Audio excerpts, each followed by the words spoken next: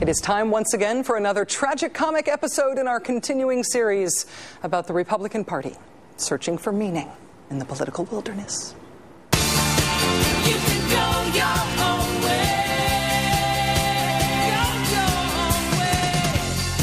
The all-new, incredibly shrinking Republican Party still loves its war talk. Last week, it was Congressman Pete Sessions from Texas who compared GOP unity against the stimulus bill to the Taliban insurgency. Go, go, Gunga Pete. Today, more weird self-conception relating to terrorism words. North Carolina Congressman Patrick McHenry said that Judd Gregg's withdrawal as Commerce Secretary, quote, certainly emboldens us. Emboldens?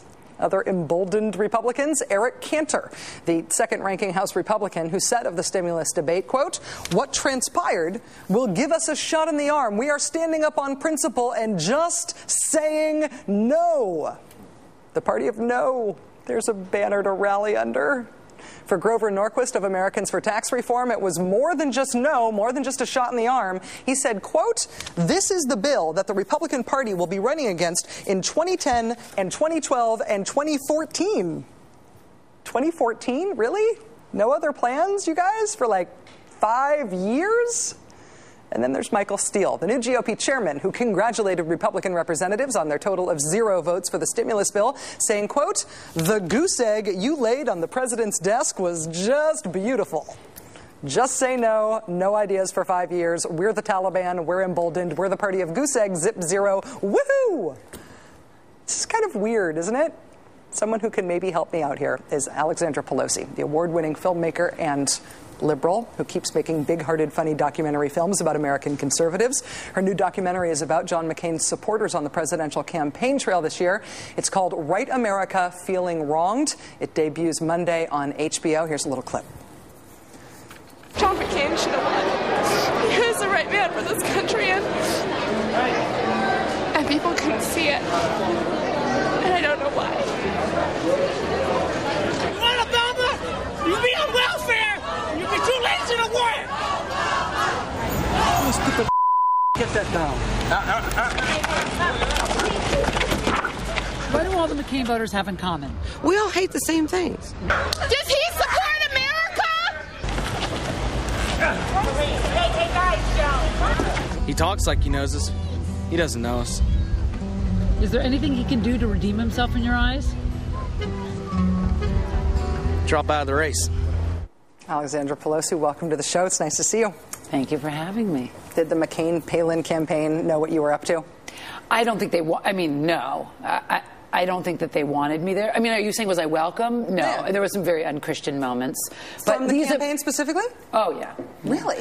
Which is funny because in 2000 I made this sort of like famously friendly film about George Bush. Yeah. And the people that were running the McCain campaign were Bush's goons from 2000. So I thought they would be welcoming since I was so well received in the Christian community, the conservative community after that movie came out. Right. But no, it was very, this is sort of the Shakespearean tragedy of the John McCain campaign of like, he sold his soul, but then he was never rewarded because he hired these people and they, You know that story. Yeah, the way they're selling this whole thing, it never really works out. That's the whole, when you get to the end of the parable, it never, anyway. You have made a career of sort of revealing Republicans in a sympathetic light for a presumably liberal audience. It's not just Journeys with George. It's The Trials of Ted Haggard, which is also out this year, which I thought was great. Do you feel like you are sort of doing the same thing in Right America here? Are you trying to connect people to these very emotional supporters of McCain? I'm just trying to hold up a mirror because I feel like when you live where we live in this flaming blue state, you don't remember that there are 58 million people in this country, more than 58 million people that did not want Barack Obama to be their president. And we need to remember that because right now it feels like with everything you're talking about tonight, it feels like there are two different countries and we're not listening to each other. And then we get really upset when they oppose everything, Barack Obama tries to do, there's some people that are having a really hard time getting out of bed in the morning because Barack Obama is their president. Right. And they, we had the "Not My President" bumper stickers on our cars, and now they have an Obama bumper stickers on their cars. Like, we have such a hard time understanding that they are those people and they're out there. And I'm trying to get my liberal friends just to realize how different it is between New York and Los Angeles. Well, at one point in the film, and we showed the clip there of the guy with the sign being attacked by the McCain supporter guy. At one point in the film, Sean Hannity tells a McCain-Palin crowd while he's talking to you, he points out that you're Nancy Pelosi's daughter. And you say kind of jokingly, "Don't tell him that, I'll get lynched." And people do get very emotional when you're interviewing them, and you're interviewing them very close up. Did you ever feel physically not okay? Well, there's like a crowd mob mentality thing when you go to. Remember, now, we have to qualify. Who goes to who are the masses of diehard patriots that are going to stand in line for half a day to see the GOP ticket from back of a stadium? Thousands and thousands of people. Thousands it's and not thousands a tiny of people minority. do. Yeah. No, but I'm saying those are really enthusiastic people, right? And these are the people that we're talking to. So you can imagine what it's like for me to walk up and say, "Hi, I'm from New York, I'm from HBO, and my last name is Pelosi." Yeah. You can imagine the look on their face when they heard that. So. Folks express worries to you that Obama being elected will be the end of Western civilization. Do you think that's just normal caught up in the election, I want my guy to win stuff, or is there something deeper going on with the anti-Obama feelings? Well, I think that, we have to remember that we are two distinctly different countries.